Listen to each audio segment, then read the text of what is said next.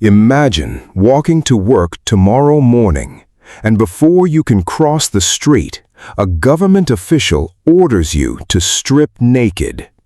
They force you into a room where guards take naked photos of you to hang up at the local pub.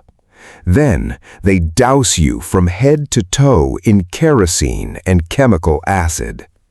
This wasn't a dystopian nightmare. For tens of thousands of people, this was just a Tuesday in 1917 at the United States border. The world power expected absolute compliance.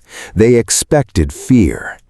What they didn't expect was a 17-year-old girl named Carmelita Torres, a teenager who looked at the entire American military apparatus, looked down at a bucket of dirty, burning lye soap, and decided that today was the day the empire would bleed.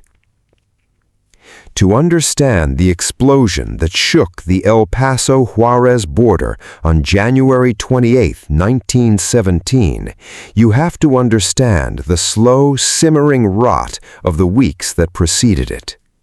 The United States had just implemented a new immigration policy under the guise of public health. They claimed they were trying to stop the spread of typhus.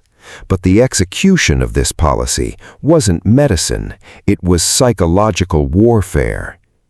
Every single day, Mexican laborers, maids, cooks, farmers, and factory workers crossed the Santa Fe International Bridge to do the heavy lifting that kept the American economy running, and every single day they were forced into disinfection plants. The process was designed to strip away human dignity. Laborers were forced into segregated, freezing rooms and ordered to remove every stitch of clothing. Their clothes were tossed into massive steam ovens and blasted with toxic gases, including a chemical compound that would later be studied and utilized by Nazi scientists in concentration camps. The workers themselves were then subjected to the baths. They weren't washed with water. They were sprayed with a volatile mixture of vinegar, kerosene, and lye soap, a harsh, corrosive soap made from wood ash that blistered the skin and blinded the eyes. As if the physical pain weren't enough, American border officials routinely took photos of the naked women in the showers, openly bragging about printing them out and displaying them on the walls of local El Paso saloons. The workers tolerated it because they had to feed their families. The authorities grew arrogant. They assumed that because these people were poor, because they were migrants, they would bear any weight. But oppression always creates a debt, and on January 28th, that debt came due.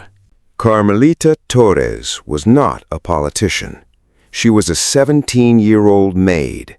She spent her days scrubbing the floors and washing the linens of wealthy Americans in El Paso. She was quiet, she was young, and to the border guards she was completely invisible. But Carmelita possessed something the border guards lacked: a memory. Just 1 year prior, in 1916, a spark in the El Paso jail disinfection room had ignited the kerosene vapors on the bodies of the prisoners.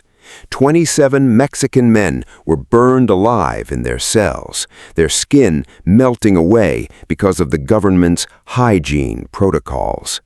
At 7:30 a.m. on that chilly January morning, Carmelita's trolley ground to a halt at the border checkpoint. An American inspector stepped aboard, his eyes cold, and barked the standard order: "All women off, time for the baths." Carmelita looked at the inspector. She looked at the disinfection building. She thought of the 27 men burned alive. She thought of the photos in the bars. And she said no. She refused to move.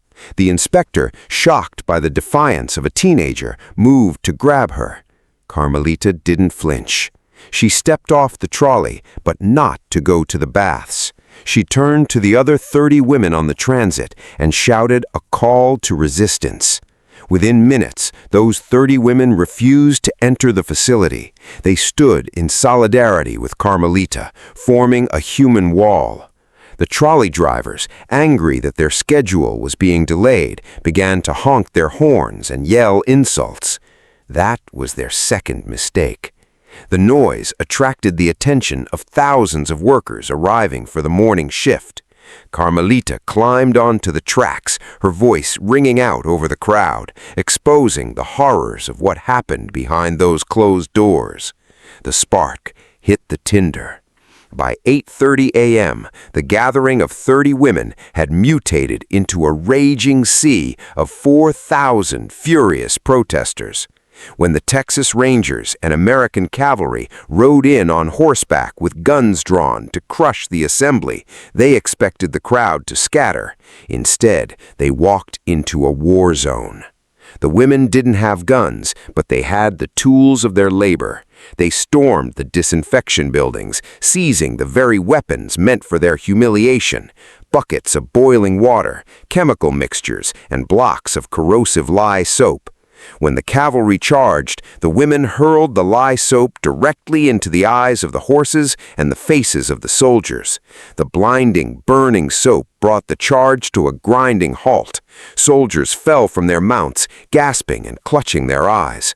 Those who didn't have soap pried up the very bricks of the street. A barrage of stones, bottles, and blue lye soap rained down on the American authorities. Carmelita and her army lay down on the tracks, physically pinning the trains, while others jumped onto the trolleys, yanked the drivers from their seats, and smashed the controls. For 3 straight days, an army of maids held the border of a superpower completely hostage.